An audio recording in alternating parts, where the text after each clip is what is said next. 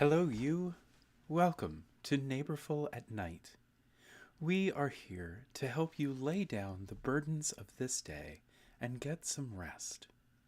My name is Michael, and I'm the creator and host of Neighborful Station, a story based meditation podcast set in a small town that's big enough for all of us. We gather tonight in solidarity with our family and dear friends from Minnesota who celebrated a general strike today, and with everyone else who is confronting injustice in the world right now. Many of us are surrounded by cold, snow, and ice. We are here to remember that no matter how hard this day has been, we are still connected, and that the world we are longing to create together is still possible. So let's take a moment now to get comfy. I invite you to close your eyes if that feels right to you and listen to my voice. Take a deep breath.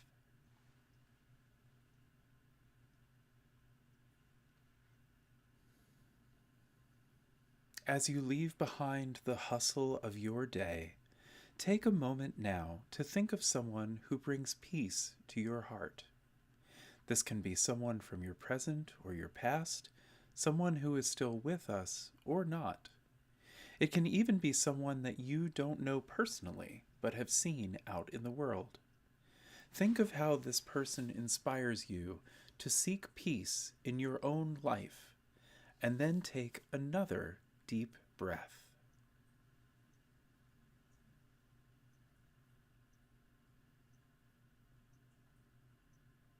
Now let's widen that circle and think about all of the people in your life who have shown you how to be generous, courageous, and kind.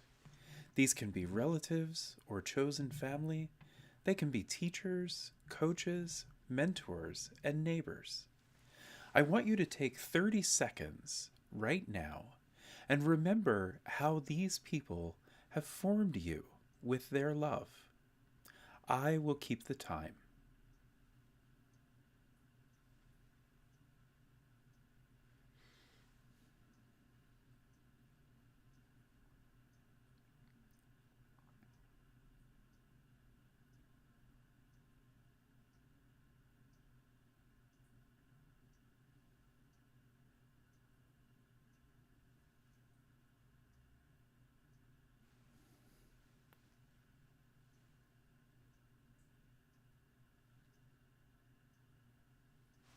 Thank you, friends.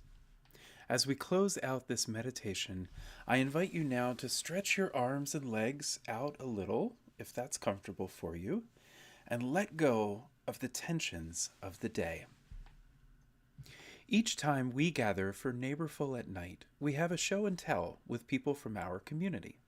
Sometimes I will be sharing the stories, and sometimes people will be sharing their own. Tonight, I want to tell you the story of the playgrounds of Amsterdam. They are hidden in plain sight as a remarkable commitment to the well being of kids around the city. Our story begins in the wake of World War II, as the Dutch people were looking for ways to bring a normal childhood back to their kids' lives.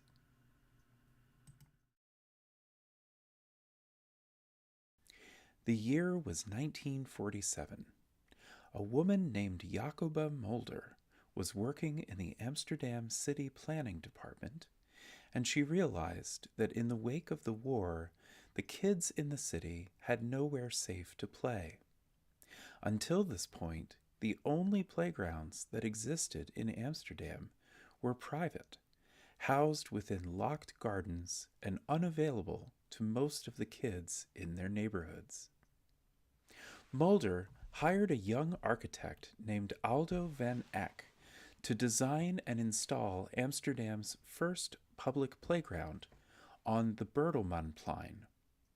It wasn't much to look at, a sand pit and a few basic climbing structures, but it was the first step in a revolution that would change the life of the city. Van Eck went on to create nearly 800 more playgrounds over the next 30 years. Many of these early playgrounds were placed in vacant lots where buildings had been torn down because of bombing damage. As the city rebuilt itself and the vacant lots were filled in, Amsterdam's government started looking for places where they could reclaim small pieces of land, adding pocket playgrounds throughout every neighborhood in the city. Many of Van Eyck's playgrounds included an iconic igloo half-dome climbing structure, which can still be found in a number of smaller playgrounds around town. Today, there are still over 400 public playgrounds in the city of Amsterdam inside the A10 Ring Road, which is only about 6 miles or 10 kilometers in diameter. Amsterdam has more than 11 playgrounds per square mile, the highest playground density of any major city in the world. For comparison, New York and Philadelphia each have less than 2 playgrounds per square mile. The playgrounds of Amsterdam are wildly different from the ones we have in America. For one thing, they are often visibly dangerous, encouraging kids to take risks and test their own limits. At the construction playground, you are encouraged to pick up a hammer and a saw, banging together wooden pallets to create play structures of your own. At many other playgrounds, there are zip lines, rope bridges over water, and huge cargo nets for climbing into the sky. About 15 years ago, an American expat named Becky Russell published a guidebook to the Amsterdam playgrounds titled Play Amsterdam. She and her kids spent a summer riding around the city, documenting and rating each of the playgrounds. This map shows all of the playgrounds in the guidebook. At the center of town is what I think of as grown-up Amsterdam: Dam Square, the coffee shops, and the red light district. All of the things that people usually think about when they think of Amsterdam. But outside that district, the city is absolutely full of playgrounds. In 2017, my youngest and I got the opportunity to visit the playgrounds of Amsterdam, and we used the guidebook to visit about 10% of all the playgrounds in the city, riding bikes from place to place each day. It was an absolutely magical trip and one of my all-time favorite vacations.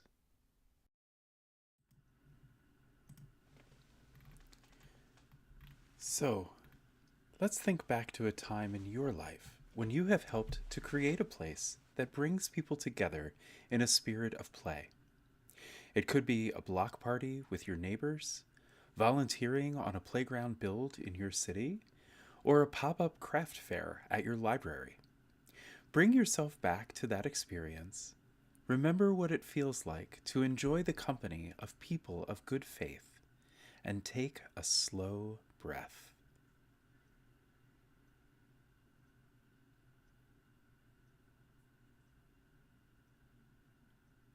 All right, let's have one more big stretch together. See if it feels good now to wiggle your fingers and toes, and try to release any tension in your shoulders by holding them up by your ears for a moment and then letting them down. On Monday, we will be back here for another edition of Neighborful at Night with a show and tell bedtime biography about Francis Perkins, who was one of the architects of the New Deal. I'm putting a link in the chat now so that you can add Monday's Neighborful at Night to your calendar. As we come to the end of this gathering, I invite you to stick around as we listen to a sleep edition episode of Neighborful Station. Tonight's episode is called Greenhouses and Gardens. You visit the greenhouse district on the north side of town, and you learn about how Dutch-style greenhouse gardening has transformed the life of our town. The story will play out for about 10 minutes, and then the soundscape of the town will continue to fill a full hour. You might like to let the soundscape play if you're ready for bed, or just to have some peaceful background noise as you take time away from your screens. If you'd like to set a sleep timer on your device, you can set it right now for 1 hour, and it should switch off just before the soundscape runs out. Note that if you are on your phone or tablet, the audio from the broadcast here will cut out when you switch apps to set up your timer, but we will still be here. Just come back to your browser or the YouTube app, whatever it is you're using, after the timer starts running. I want to thank you again for joining us and for taking this opportunity to rest. You are wonderful, just as you are, and you deserve a world that lives up to your own goodness. May you always remember the importance of restful play for you and for your community. May you always know that you are surrounded by the love that has formed you. And may you grant yourself the gift of rest tonight.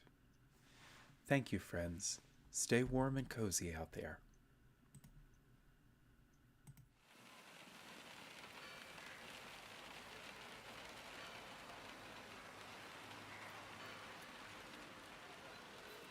Welcome to the sleep edition of Neighborful Station. At the end of the story, the soundscape will continue to play so that you can fall asleep. Sweet dreams.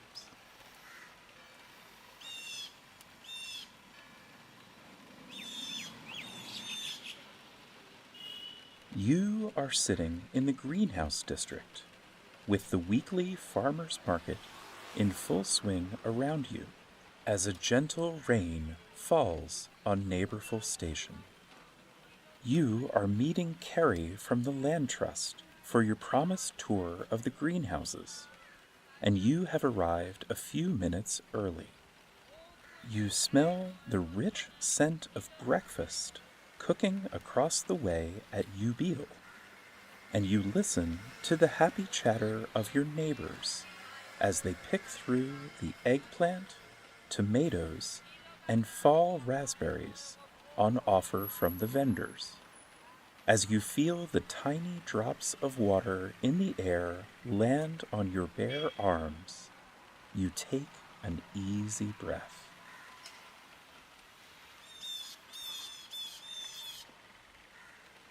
The offices of the Land Trust are next to the plaza where you have been sitting, housed in a building that has been tacked onto the end of the block of red brick row homes. You notice that the building extends up to the level of the greenhouses covering the roofs of the rest of the block.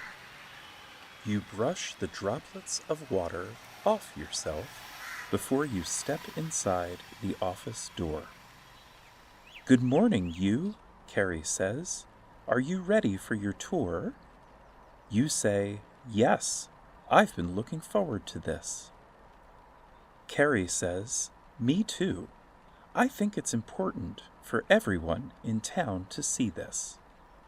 She gestures toward the corner of the reception area where an elevator is open and waiting. When you arrive on the 3rd floor, the elevator opens into a roof deck with a barbecue grill and some comfy chairs and couches. The front wall of the greenhouse is directly in front of you. The doors and windows open to the air. You look around and realize that with the other greenhouses perched on neighboring blocks, you have entered a farm in the treetops, high above the streets of the town. Carrie says, "Well, you've beat me to the first thing I usually say. When we come up here, I always ask people to take a moment and look around the neighborhood. You say, it's like a whole other world." A voice calls out from inside the greenhouse, "And it's a beautiful world, don't you think?" An older woman comes through the doors in a powered wheelchair, saying, Carrie told me we would have a special guest today. Hello, you. I'm Dr. Sandra. Carrie adds, the founding director of the Land Trust. You say, I'm honored to meet you. Dr. Sandra beams at you and says, the honor is mine. Let me show you around. The three of you make your way into the huge greenhouse space, which is buzzing with people harvesting arugula and bell peppers from every possible space and surface in the room. You pause for a moment, leaning against one of the waist-high planting beds standing next to you. As you run your fingers through the rich and damp soil, you take a centering breath.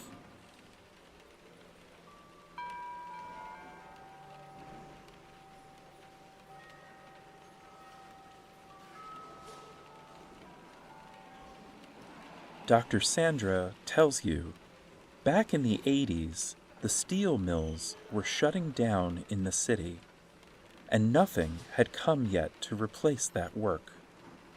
We worried about keeping folks in their homes and keeping those homes safe. A couple of us had the idea that we could set up greenhouses on the roofs over here, where we have all the row homes. They sent me to the Netherlands to learn how to do greenhouse gardening. I was there for 3 years, and I came back with my brain on fire. Carrie chimes in, the Land Trust fixed up everyone's roofs and then built the greenhouses. With the money from the crops, they kept growing and building and fixing. Dr. Sandra continues, now we have the equivalent of 100 acres to farm up here. We kept all the homes in good shape, and nobody is getting pushed out because they can't afford the neighborhood anymore. You say, that's amazing. Dr. Sandra smiles and then gives you an appraising look. You know, the best way to learn about us is to jump in. Have you ever picked peppers before? You say, only in nursery rhymes. Dr. Sandra laughs and says, well, would you like to learn? You say, yes, I would. Dr. Sandra reaches into a pouch on the side of her wheelchair and produces 2 pairs of pruning shears. She says, Carrie is going to help us too, and hands the shears to both of you. Dr. Sandra demonstrates how to cut a bell pepper at just the right place on its stem. She tells you, when we finish up this harvest, it will be time to plant kale and spinach for the colder months. You spend about an hour harvesting peppers, your hands and fingers finding a comfortable rhythm as they adjust to the work. Dr. Sandra busies herself supervising the motley group of teenagers who are working around you. Before you leave the greenhouse, one of the younger farmers comes up to you with a woven picnic basket full of freshly harvested peppers, saying, Dr. Sandra wants you to have this. You bid farewell to Carrie back on ground level, and you start to make your way back home. You decide to take the river walk along the edge of the greenhouse district, where you see a ribbon of community garden plots in the space between the boardwalk and the water's edge. You pause at a produce stand on the riverwalk, where the first pumpkins and apples of the season are gathered in large wooden bins, and a sign says, "Take what you need." You unload some of the peppers you have just harvested into an empty bin. A gardener approaches you, wiping sweat and rain from his brow and says, "Could you try one of the apples for me? We brought them in from the orchard this morning. I think they're pretty good, but I'm biased." You say, "Yes, I would love to try one." You pick a Honeycrisp from one of the boxes, feeling its firmness in your hands. You take a bite, and the sweetness of the juice is briefly overwhelming. You savor the taste as you draw in a satisfied breath.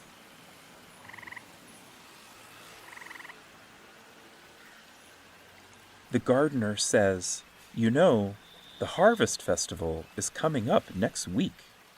We've got a real bounty to celebrate this year." You reply, "It sure seems that way."